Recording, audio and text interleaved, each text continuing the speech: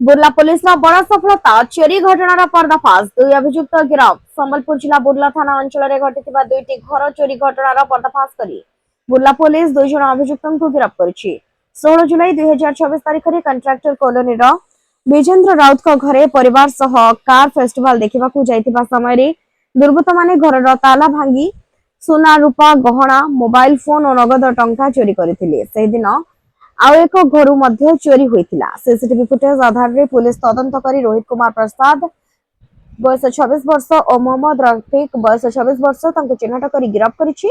उभय अभियुक्त बुर्लार विष्णु मंदिर पड़ा अंचल बासिंदा। पुलिस अभियुक्त निकटरू चोरी होइतिबा प्राय 170 ग्राम सोना गहना 1 किलो 677 ग्राम रूपा सामग्री रेडमी आई मोबाइल फोन एचपी लैपटॉप 9100 टंका जबत करिछि। गिरफ अभियुक्त माननकु अदालत को पठा जाइछि।